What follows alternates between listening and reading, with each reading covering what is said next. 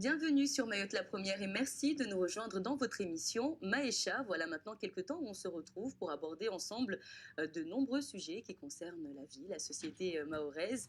Aujourd'hui, nous allons parler de la double culture avec mes invités en plateau. Je commence par vous, Estelle Youssoufa. Bonjour. Bonjour. Ravie que vous soyez avec nous aujourd'hui. Vous êtes consultante et présidente du collectif de citoyens de Mayotte. Mais ce qui nous intéresse aujourd'hui, c'est la Estelle Youssoufa, celle qu'on ne connaît pas. Nous sommes également avec Armia Saïd. Vous êtes gendarme. Bonjour Armia. Ça va? Non, très bien. Pas trop stressée d'être avec nous? Non, ça va aller. Et puis notre consultant maintenant qu'on ne présente plus, Combo Abdallah Combo, sociologue. Comment allez-vous? Je sais que c'est un thème qui vous tient particulièrement à cœur, n'est-ce pas? Oui. Comme tous les autres d'ailleurs. Estelle, parlez-nous d'abord de vous. Voilà. Parlez-nous de vous, Estelle, comment est-ce que vous avez vécu justement cette double culture dans votre famille? Vous voulez parler de mon métissage parce que mon père est mahorais de Msapéré et ma grand-mère habitait à Mgombani et notre maison est à Mamoudzou. Donc je suis une des rares mamoudziennes depuis plusieurs générations et ma mère est métropolitaine. Et comment ça se passait à la maison, l'organisation? Est-ce que il y a des choses qui se... Au niveau de la culture, est-ce que chacun, par exemple, le papa, il avait ses habitudes, la maman avait aussi les siennes? Comment ça se passait? Est-ce qu'on mélangeait le tout et on se posait pas de questions à cette époque? Alors moi en fait j'ai 42 ans et je fais partie je crois de la toute première génération des métis. Donc je suis née en 78 et quand j'étais enfant dans les années 80 à Mayotte, il y avait en tout et pour tout une centaine de Mzungu sur toute l'île. Donc les mariages mixtes étaient vraiment une rareté.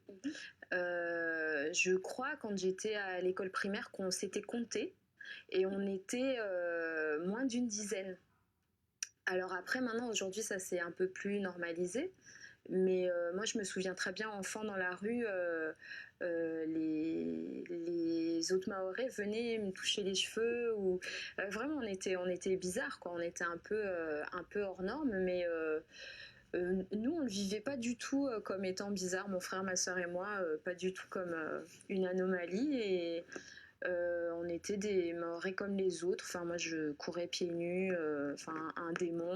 Ma soeur et moi, on nous appelait des Kamissi tellement qu'on était diaboliques. C'est surnom, pour ceux qui ne savent pas, d'un cyclone qui avait dévasté Mayotte. On était tellement diaboliques et pleines d'énergie qu'on nous avait surnommés les cyclones. Et voilà, enfin, on mangeait avec ma grand-mère la nourriture qui était cuisinée au charbon. Enfin, on pilait le Félikimogo pour faire du mataba, enfin des trucs grande banalité pour Mayotte. Je pense que c'est pas. On a vécu aussi en métropole et donc on avait cette double culture sans trop se poser de questions. Est-ce qu'on se sent plus proche d'une culture qu'une autre quand on est justement enfant de double culture à la maison?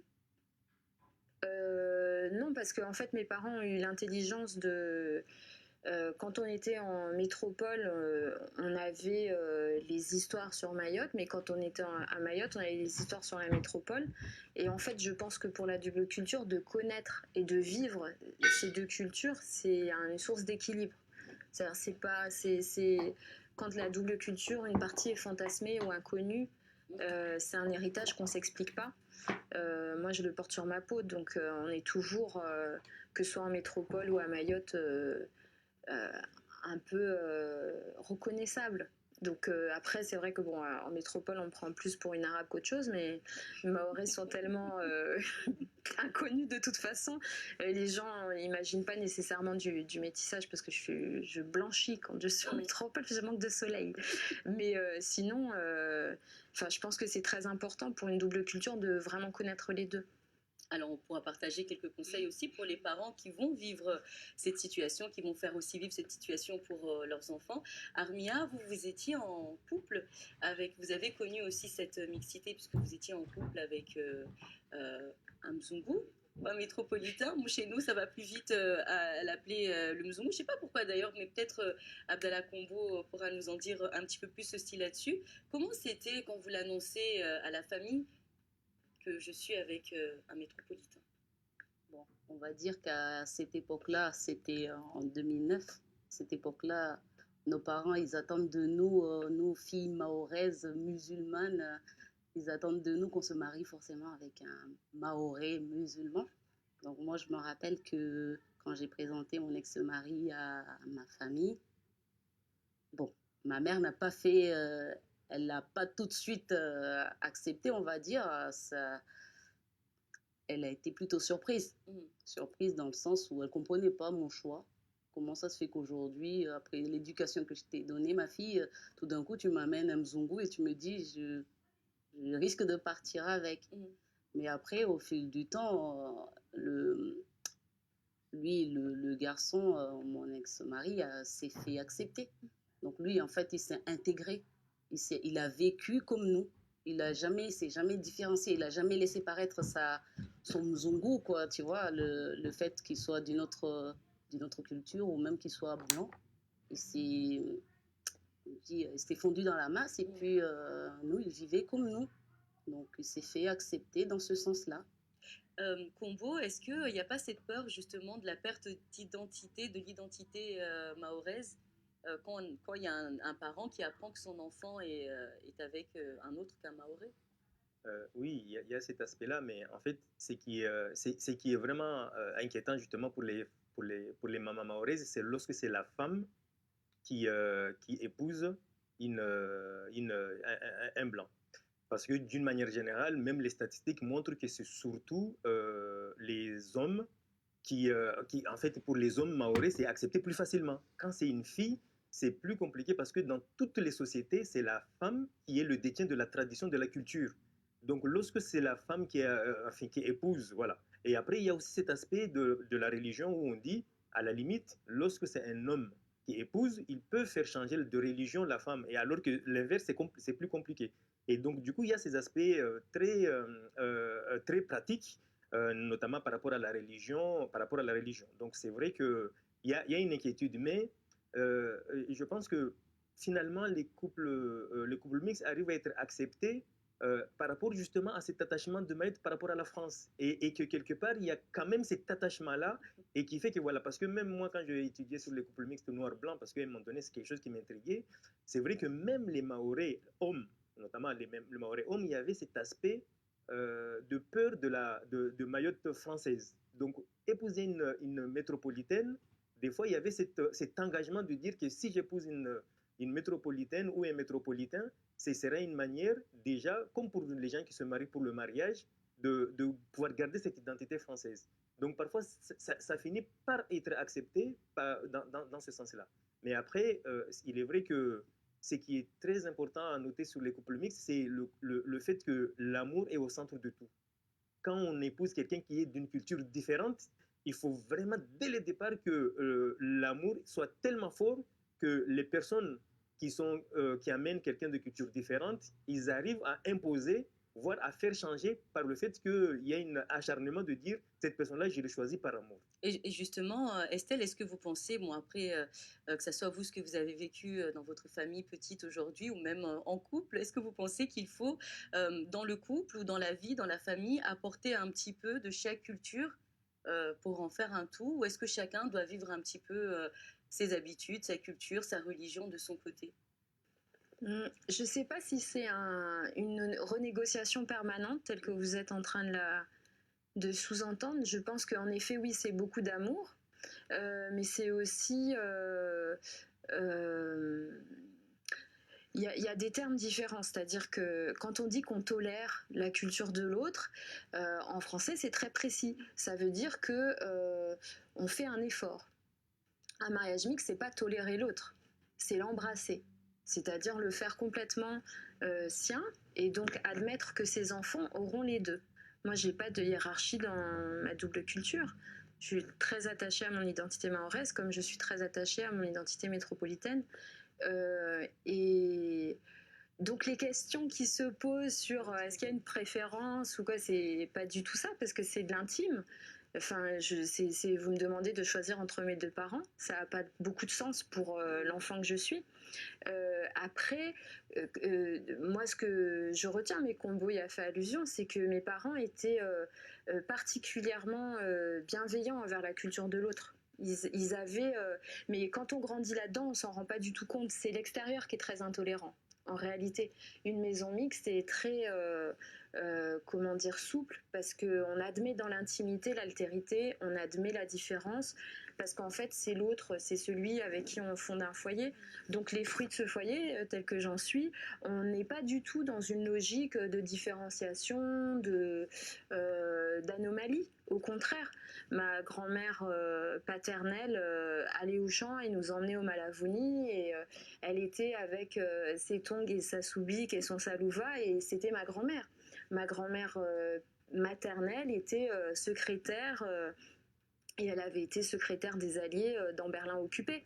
Enfin, il n'y a pas plus dissemblable comme destin, mais c'était mes deux mamies que j'aimais et qui m'ont toutes les deux donné une saveur à l'enfance, et des saveurs très différentes. Mais il n'y avait pas de hiérarchie là-dessus. Et après, je pense que ça forge une acceptation, ou en tout cas une compréhension de l'autre, qui est très différente en effet, et précieuse, je pense, vraiment très précieuse. Je vois que vous voulez réagir, Combo. La particularité des couples mixtes, au contraire des couples classiques, c'est qu'il y a beaucoup de... Enfin, il y a le mot consensus. La recherche du consensus, c'est quelque chose qui est vraiment travaillé bien en amont. Donc, ce qui fait qu'en général, même les sujets les plus tabous, le choix des prénoms, est-ce qu'on fait la circoncision, est-ce que l'enfant va aller à l'école coranique, tout ça, c'est des choses qui sont tellement discutées qu'à un moment donné, il n'y a plus de tabou. Et c'est tellement anticipé que, en fait, finalement, les gens, ils savent déjà la culture de l'autre, les spécificités, les tabous, voilà. Et donc, du coup, les gens, ils anticipent. Les gens, ils anticipent tellement que parfois, on s'étonne que le couple mixte, ça marche mieux que le couple classique, parce que le couple classique, quand ils arrivent au problème, ça va au bord de divorce. Alors que les sujets qui peuvent amener vers le divorce, c'est des choses qui sont déjà discutées en amont quand les gens se rencontrent. Parce que justement, la double culture fait que les gens ils négocient à l'avance. Et ça, c'est vraiment particulier. Et c'est ça qui fait aussi que ça soude, parce que les gens, ils savent déjà dès le départ ce qui les attend. Et notamment les histoires d'intolérance, tout ça, c'est vraiment comment on appelle, l'entourage. Lorsque les gens ils parlent de leurs difficultés dans le couple, souvent, c'est pas eux. C'est surtout l'entourage, le regard de l'entourage, les préjugés, la discrimination, tout ça. Et c'est vraiment ça. Mais le couple, eux, une fois qu'ils sont choisis, d'ailleurs, à chaque fois que les gens, comment vous êtes rencontrés, les gens, ils vous racontent une romance. C'est quelque chose qui est vraiment... les gens se souviennent de quelle manière ça s'est passé, le regard, des choses comme ça. Et c'est vraiment... les gens peuvent écrire le roman à tout moment, parce que c'est quelque chose qui est voulu.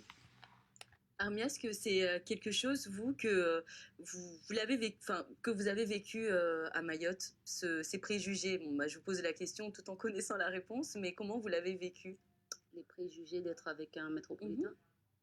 Moi, personnellement, je n'ai écouté personne. J'ai vécu mon histoire à ma façon. Parce que je me rappelle que, bon, je craignais plus le côté famille, hein, parce que, étant l'aîné d'une grande famille, on attendait beaucoup de moi. Donc, j'ai fait un choix qui n'était pas spécialement celui de ma famille. Et après, j'ai décidé de suivre ma voie comme je le voulais. Donc, c'est sûr que dans le village, les gens se permettent de juger. Hein. Aujourd'hui, elle est partie avec un Mzungu. Ça fait un petit peu tâche. Ça faisait tâche à l'époque. Pas comme aujourd'hui, on est beaucoup plus mélangés. On va dire on a beaucoup de métissage quand même. Hein. Les gens, on a beaucoup évolué. Et puis, on va dire qu'il y a aussi mon côté professionnel qui a fait que, parce que j'ai choisi un métier où aussi j'ai dit, écoutez, c'est pas vous qui déciderez pour moi, je fais mon choix, donc ce sera comme ça. Vous acceptez, vous acceptez. En fait, vous avez dû vous imposer quelque part. Oui, oui. De toute façon, quand on arrive dans cette situation, on est obligé. On est obligé. Si tu veux faire accepter l'autre dans ton entourage, parce que je ne sais pas aujourd'hui, mais avant, moi personnellement, je faisais très attention à ce que pensaient les voisins, surtout les voisins de ma mère, les voisins de la famille. Qu'est-ce qu'ils vont dire si j'agis comme ça l'image que je vais avoir. Mm. Maintenant, On peut peut-être parler aussi des bons moments. Je pense que c'est le but aussi ouais. de l'émission. Il y a quand même beaucoup de choses où, parce que moi, quand on parle de métissage, enfin, c'est ce que chacun va apporter à l'autre, c'est l'ouverture au monde, la connaissance aussi de la culture de l'un ou de l'autre. Des petits moments, vous, que vous avez, que vous retenez enfant, petite, justement dû à cette double culture. Nous, on a plein de moments très comiques, mais ça faisait vraiment beaucoup rire. Moi, je me souviens quand, dans les années 80, on était venus, on construisait la maison, mes parents construisaient la maison et on vivait donc à la Mahoraise avec ma grand-mère qui vivait dans la cour avec nous. Et elle venait, on partageait le dîner tous les soirs avec elle. Et ma mère, très heureuse, avait réussi à dégoter à la SNI du gruyère. Et on avait fait des pâtes avec du gruyère. Et ma grand-mère, Mahoraise, essayait de couper les fils. Elle se disait, mais qu'est-ce que c'est que ce truc avec le fromage et c'était génial, quoi. Et en même temps, elle a organisé, moi, mon plus beau souvenir d'enfance, c'est la circoncision de mon frère. Ma grand-mère a fait une fête comme on le fait, quoi. Enfin, un truc énorme. Et ma mère était en tenue traditionnelle et elle était éblouie par cette fête. Voilà, toute la maison avait été transformée moi, je me souviens très bien des souvenirs de la cuisine pendant 3 jours. Toute l'équipe de ma grand-mère qui était venue pour cuisiner. Voilà, et c'est des souvenirs extraordinaires. Enfin, c'est très chouette. Après, je regrette profondément que mon père et ma grand-mère soient plus de ce monde pour voir mon engagement pour Mayotte. Je pense qu'il serait... Ma grand-mère était Soroda, mais je pense qu'il serait très surpris de voir l'attachement. Mais ça, enfin, moi, mes souvenirs et la partie mahoraise, souvent d'ailleurs quand j'étais à la télévision en métropole, les gens disaient je suis très surpris de savoir que tu es de Mayotte, parce que vous connaissez c'est vrai pas qu'à Mayotte. l'époque, quand vous voyez en présentation, on disait c'est une mahoraise qui présente à l'extérieur. Donc à ce moment-là, c'est vrai les Mahorais vous ont pris un petit peu plus pour eux. Parce que par exemple, je mettais un point d'honneur quand je présentais les journaux sur LCI de mettre des bijoux en filigrane de Mayotte. J'en suis très très fière. Après, c'est vrai que pour les gens, en métropole, on ne situe pas Mayotte sur une carte. Les gens ne savent même pas qu'on est département. Donc, vous voyez, au bout d'un moment, j'ai pas spécialement envie d'aller dans tout le roman familial. Mais comment dire mon père avait des histoires dingues de quand il est arrivé en métropole aussi. Enfin, moi, je garde... mais ce que vous dites est très juste. Je pense que pour les personnes qui fondent un couple mixte, ça demande beaucoup de force de caractère, mais ça demande aussi beaucoup d'humour, parce qu'il y a plein de moments comiques hyper sympas. Enfin, c'est vraiment très très drôle, quoi. Donc, je pense qu'il y a beaucoup de joie. C'est beaucoup d'amour, mais il y a beaucoup de joie aussi, parce que c'est des rencontres permanentes. Nous, on a toute la parentèle mahoraise.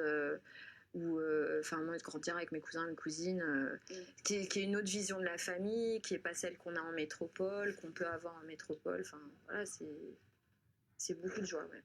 Armia, un conseil que vous pouvez partager je dis pas aux jeunes femmes, parce que les mamans, elles vont dire, mais celle-là, depuis qu'elle est là, je dis pas que tout le monde doit être avec un métropolitain, hein, mais un conseil, par exemple, pour celles qui sont amoureuses et qui n'osent pas se lancer, parce que on se dit, il faut être avec le cousin du village, ou forcément un Mahorais ou une Mahoraise.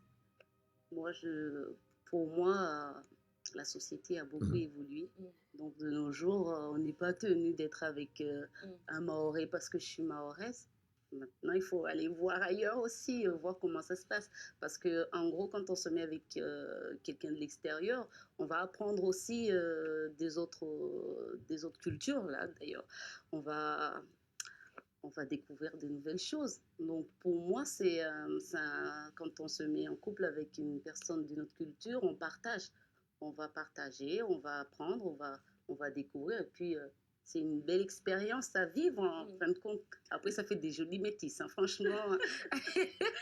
Le métissage aujourd'hui, franchement, c'est beau à voir. Il n'y a rien qui me surprendrait, en fin de compte. Du moins, pour notre société aujourd'hui, moi, ça ne me surprendrait pas du tout qu'on se mélange, que ce soit avec métropolitain ou quelqu'un de l'extérieur, en fin de compte. Combo, il y a une amie qui me disait qu'être avec quelqu'un d'autre, que de sa propre culture, c'est un peu comme voyager tous les jours.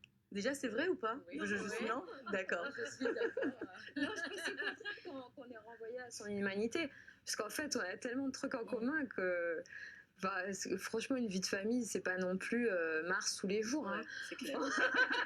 On prend son On le petit saurait. déjeuner, on mange. Après, oui, c'est vrai, la cuisine, par exemple, est un vrai moment de partage parce qu'il y a beaucoup de patrimoine qui vient par la cuisine, mais comment dire, c'est pas non plus une renégociation permanente. On fait tous son lacet de la même manière. Enfin, voilà, c'est pas non plus. Ça reste le quotidien. Ben, oui.